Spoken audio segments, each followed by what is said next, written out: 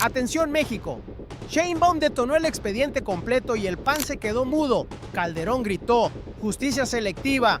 9 años después de acusar a Rufo, él mismo. 25 órdenes, 8 procesados, 17 todavía sueltos. 25 órdenes de aprehensión, 8 personas vinculadas a proceso, 17 nombres que todavía no conoces. Ninguna de esas 3 cifras apareció en el titular que leíste esta mañana. Este viernes, desde Morelos, la presidenta Claudia Sheinbaum sostuvo la línea que su gobierno no ha movido un centímetro desde el 16 de julio.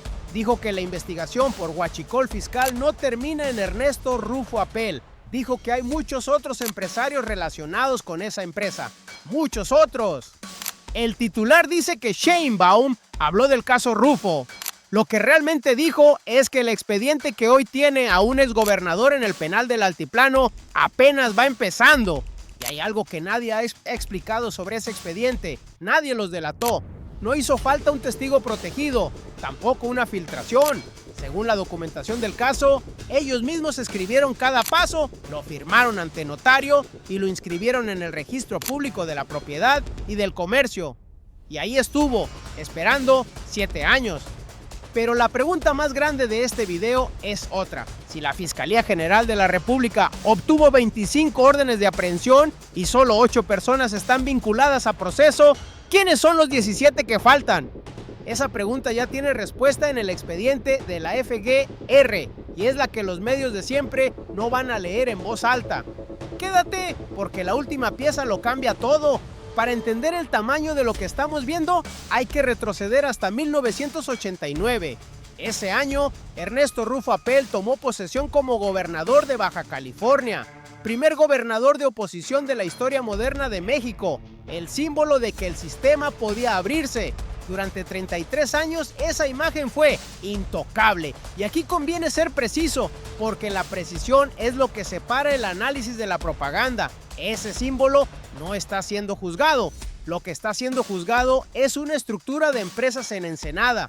Rufo está vinculado a proceso, no condenado, y su defensa sostiene que no hay elemento serio que justifique esa vinculación. Pero el debate político ya se abrió, y lo abrió el propio Senado. El coordinador de Morena en el Senado, Ignacio Mier, lo formuló en una sola frase. El huachicol fiscal mató el mito de la alternancia del PAN de 1989. Detente un segundo y procesa lo que eso significa. Durante décadas, el manual fue siempre el mismo. La élite política que llegaba al poder salía del poder hacia el sector privado y esa transición nunca se auditaba. No porque fuera legal, porque nadie miraba. Ese era el pacto. No estaba escrito, pero todos lo entendían. La ruptura de la cuarta transformación no está en la retórica, está en un dato administrativo aburridísimo. Alguien por primera vez se sentó a leer las actas de asamblea, alguien pidió los folios mercantiles, alguien cruzó los pedimentos aduanales contra los volúmenes declarados y encontró que los números no cerraban. Pero hay algo que ningún noticiero te va a decir sobre esos 33 años. La historia empieza en 1993. Cuando Ricardo Thompson Navarro fundó Servicios Portuarios en Ensenada, almacenamiento de mercancías, minerales, productos manufacturados, combustible, una empresa portuaria absolutamente normal. Durante 25 años, nada. Y entonces llegó 2018. Ese fue el primer movimiento y en su momento pareció una jugada inteligente. El 9 de agosto de 2018, José Merino Valdés Cuervo constituyó Ingemar, Sociedad Anónima de Capital Variable, como asociada de las empresas Thompson. 2 meses después, el 12 de octubre de 2018, Ingemar amplió su objeto social, almacenamiento de hidrocarburos, petrolíferos y petroquímicos, y una línea más que en su momento nadie leyó con atención: recepción, conservación y servicio auxiliar de terminal de carga ferroviaria. Terminal de carga ferroviaria. Guarda esa palabra. Ferroviaria. Va a volver. El 15 de noviembre de ese mismo año, Servicios Portuarios amplió su objeto en la misma dirección. El cambio quedó inscrito a inicios de 2019. Todo esto meses antes del arranque del sexenio de Andrés Manuel López Obrador. En su momento pareció posicionamiento anticipado ante la apertura energética. Empresarios leyendo el mercado. Lo que no calcularon es que esas actas quedaron fechadas y selladas. y que 7 años después, la Fiscalía tendría el momento exacto en que la infraestructura ferroviaria entró al esquema. Ese fue el primero. El segundo lo cometieron 3 años después. El 19 de noviembre de 2021, Ingemar celebró una asamblea, aumentó su capital fijo de 50,000 a 60,000 pesos, revocó apoderados y funcionarios del consejo, y en esa misma asamblea ingresó como accionista Ernesto Rufo Apel, 30,000 pesos, 30,000 acciones, 30,000 pesos. Detente aquí, porque lo que sigue es más importante. 30,000 pesos es una participación menor, casi decorativa, probablemente pareció irrelevante en el momento de firmarla, pero convirtió a una figura política nacional en accionista documentado, con nombre y apellido, de la empresa que la FGR identificaría después como el eje del presunto esquema. No hubo que probar nada, su nombre ya estaba escrito, y aquí es donde el tablero se complica. El tercer movimiento ocurrió el 6 de marzo de 2026, 4 meses antes de las detenciones. De acuerdo con una investigación de El Universal, ese día se formalizó ante notario un poder a favor de una empleada de nivel medio administrativo, con apenas 2 años en la empresa, mediante la modalidad de inscripción vía web inmediata. Antes de entrar a la Ingemar, esa persona llevaba la contabilidad de una tienda de ropa. La FGR investiga esa modificación como una posible maniobra para colocar una figura interpuesta al frente de la sociedad. Buscaba distancia, produjo exactamente lo contrario, porque una operación de último momento, con fecha, con folio y con un perfil que no correspondía al cargo, no borra un rastro, lo subraya. Ese tercer movimiento fue el último que hicieron sin ser observados, porque para entonces la investigación llevaba 1 año corriendo. Afuera, todo parecía normal. Adentro, la arquitectura ya estaba lista.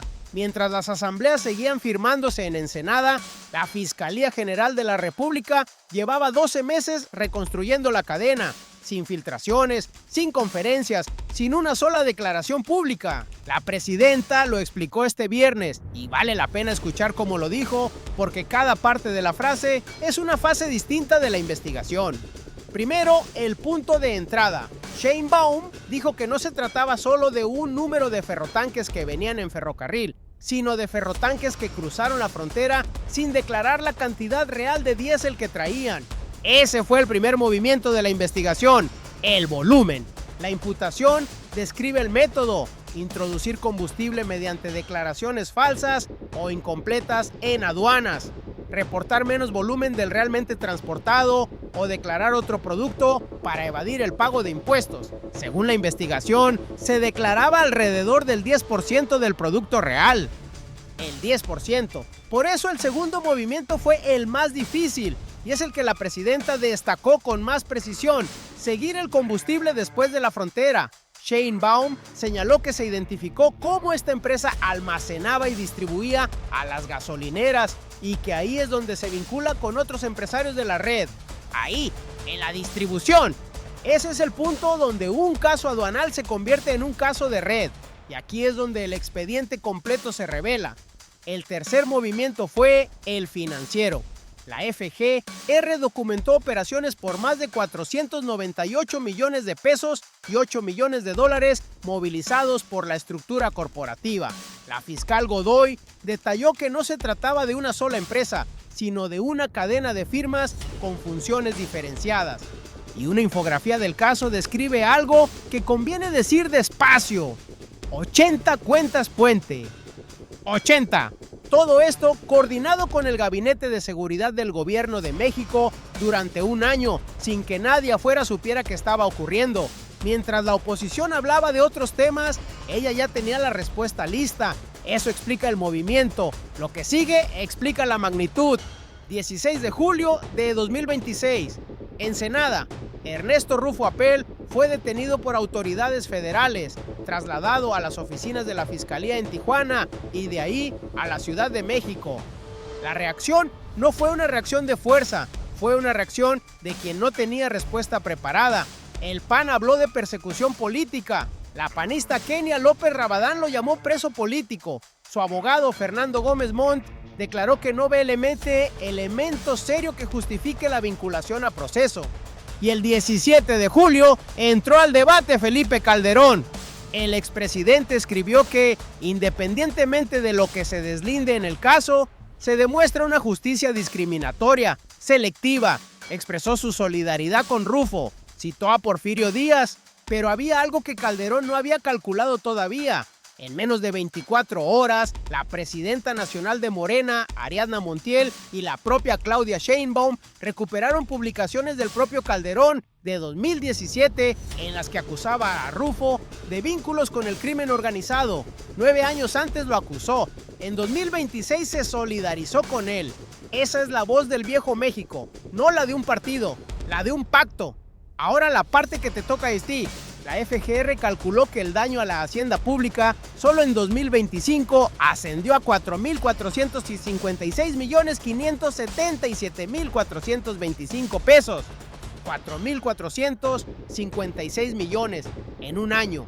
Y en la imputación específica se habla de 2,137 millones de litros de combustible. Detente un segundo y procesa lo que eso significa. Eso no es un número de expediente, es presupuesto que no llegó. Son hospitales que no se construyeron. Es la gasolinera de tu colonia, la que sí paga impuestos, compitiendo contra alguien que no los pagaba. La fiscalía sostuvo algo más, y es la parte que casi nadie está subrayando. El contrabando de hidrocarburos se convirtió en fuente de ingresos para organizaciones criminales. Esto no es un caso fiscal. El 23 de julio, la jueza federal Alejandra Ramírez de la Vega vinculó a proceso a Rufo y a 7 personas más, después de que la fiscalía presentara cerca de un centenar de pruebas. 5 de ellos al altiplano. Aquí es donde entiendes que nunca fue una empresa. La fiscal Godoy lo dijo con exactitud. No era una sola compañía, sino una cadena de firmas con funciones diferenciadas. Y cuando ves las 3 piezas juntas, el mecanismo aparece completo. La primera pieza era Servicios Portuarios, fundada en Ensenada en 1993. Almacenamiento, el lugar físico donde algo puede llegar y quedarse sin que nadie pregunte cuánto es. Sin ese primer eslabón, nada de lo demás funciona. La segunda pieza era Dragados y Puertos, constituida el 7 de noviembre de 2008. Su objeto original era construcción de puertos, marinas, terminales, dragados, obra marítima, infraestructura. Pero en la asamblea del 3 de enero de 2024 amplió su objeto para incluir comercialización, transportación y acopio de productos petrolíferos, gas y derivados del petróleo. Enero de 2024. Ricardo Thompson Navarro quedó designado gerente general en esa misma asamblea. Juntas, esas 2 piezas dan almacenamiento y movimiento. Falta la tercera, y la tercera es la que nadie vio venir. Ingemar, constituida el 9 de agosto de 2018 por José Merino Valdés Cuervo, quien apenas 13 días antes había sido nombrado apoderado legal de las otras 2 empresas. Su consejo de administración cuenta la historia sola. Valdés Cuervo como presidente, Ricardo Thompson Ramírez como secretario, Ricardo Thompson Navarro como vocal, las mismas personas. 3 razones sociales distintas. Ingemar aportaba lo que las otras 2 no tenían: el permiso, la figura de consignataria, el papel que hace que un embarque sea legal en el papel. Y con la terminal de carga ferroviaria que se agregó en octubre de 2018, el circuito quedó cerrado. Ese detalle pequeño cuenta una historia enorme, porque esto es exactamente lo que la Cuarta Transformación prometió y ningún gobierno anterior hizo: no perseguir personas. Leer estructuras. Durante décadas, una red así era invisible por diseño. Cada empresa por separado parecía legítima. Solo cuando alguien las mira juntas aparece la máquina. Nadie las miró juntas durante 33 años, pero lo más poderoso no era lo que se veía. Según reportes del caso, por una sola cuenta en Grupo Financiero Intercam se movilizaron más de 3,000 millones de pesos entre junio de 2024 y julio de 2025. 13 meses, una cuenta, 3,000 millones. Y esa cifra abre la pregunta que todavía no tiene respuesta pública. ¿A dónde fue ese dinero después? Porque el combustible ya se vendió. El dinero existe y está en algún lado. Quédate, porque la última pieza lo cambia todo. Primero, lo que significa para ti. El huachicol fiscal no es un delito sin víctima. Tiene 3 víctimas concretas. La primera es el presupuesto, 4,450 y 6 millones de pesos de daño calculado solo en 2025. La segunda es la gasolinera de tu colonia, la que sí paga sus impuestos y compite contra alguien que no los pagaba. Eso no es competencia, es una trampa. Y la tercera es la más grave. La fiscalía sostuvo que el contrabando de hidrocarburos se convirtió en fuente de ingresos para organizaciones criminales. Detente un segundo y procesa lo que eso significa. Cada litro que entró sin declarar no solo evadió un impuesto, financió una estructura. Segundo, lo que significa para México, este país tuvo durante décadas un pacto no escrito. El poder político y el poder empresarial se tocaban y esa frontera no se auditaba. Ese pacto no está en crisis, ya murió.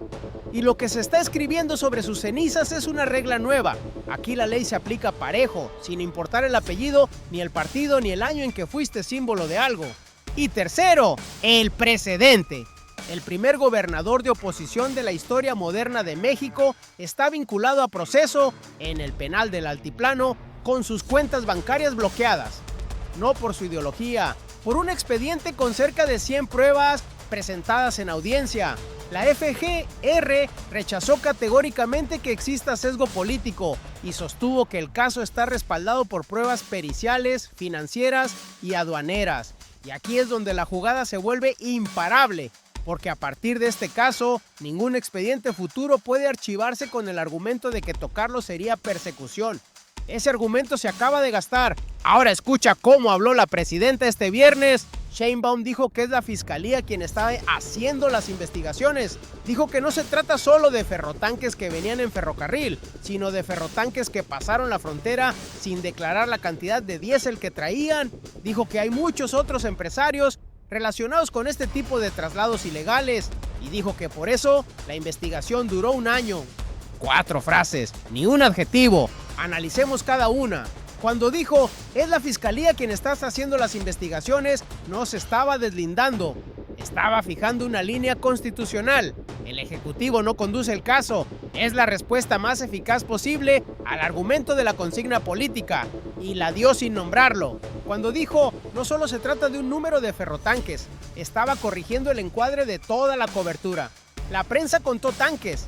El expediente cuenta estructuras. Cuando dijo, hay muchos otros empresarios relacionados, envió el mensaje más importante del día, no a la opinión pública, a los que todavía no han sido tocados. Y cuando dijo por eso la investigación duró un año, respondió a la acusación de expediente fabricado con el único dato que la desarma, el tiempo. Un caso armado por consigna no toma 12 meses, toma una semana. Esa declaración también fue un mensaje hacia adentro, hacia quienes pedían prudencia, hacia los medios que dudaron, hacia los que apostaron a que este expediente se detendría al llegar a un apellido grande. Esto es Sheinbaum. No improvisó, no reaccionó, diseñó, ejecutó. Y cuando habló, el expediente ya estaba armado. Pero lo más poderoso no fue lo que dijo, fue lo que dejó abierto. Volvamos al principio. 25 órdenes de aprehensión obtenidas por la Fiscalía General de la República. 8 personas vinculadas a proceso el 23 de julio, 17 mandamientos judiciales pendientes, que la propia Fiscalía dijo que buscaba cumplimentar en breve, 17 nombres y hay 3 hilos abiertos que van a definir las próximas semanas. El primero son esos 17. La presidenta ya confirmó que la indagatoria se extiende a más empresas y más empresarios ligados a la red de distribución. El segundo es jurídico. La defensa presentó una demanda de amparo ante el Juzgado Séptimo de Distrito en Ensenada, bajo el expediente 764/2026. Lo que resuelva ese juzgado va a marcar el ritmo de todo lo demás. El tercero es el más delicado y hay que decirlo con precisión. La jornada reportó que existe una línea de indagatoria sobre el posible destino de recursos hacia estructuras políticas. Es una línea abierta, no una conclusión. Pero si prospera, este caso deja de ser fiscal y se vuelve electoral. Lo que encontraron después no estaba en ningún análisis previo. México llegó a este momento con una investigación de 1 año y 8 personas procesadas. Ahora tiene una estructura corporativa completa mapeada. 80 cuentas puente identificadas y una ruta financiera de más de 3,000 millones de pesos que todavía no termina de rastrearse. En el próximo análisis vamos a desmenuzar exactamente eso, el mapa del dinero. ¿A dónde fueron los 3,000 millones que pasaron por una sola cuenta entre junio de 2024 y julio de 2025? ¿Y qué empresas aparecen en el otro extremo de esas transferencias? Y vas a querer estar aquí cuando el primero de esos 17 nombres se haga público. Recapitulemos lo que acabas de ver. ¿Qué ocurrió? La presidenta Claudia Sheinbaum confirmó este viernes que la investigación por huachicol fiscal en Baja California no termina en Ernesto Rufo Apel y que hay más empresas y más empresarios en el expediente. ¿Cómo ocurrió?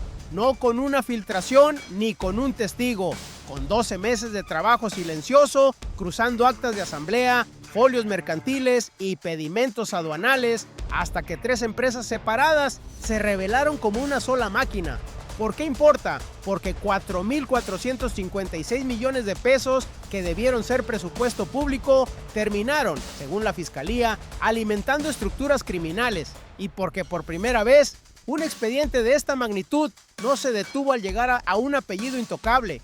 Volvamos a los 3 números del inicio: 25, 8, 17. Ahora ya sabes de dónde salió cada uno y ya sabes que el tercero es el que va a escribir el próximo capítulo. Si este análisis te sirvió para entender lo que realmente está en juego, dale like ahora mismo. Cada like le dice al algoritmo que este tipo de contenido importa, el que no te van a dar los noticieros de siempre.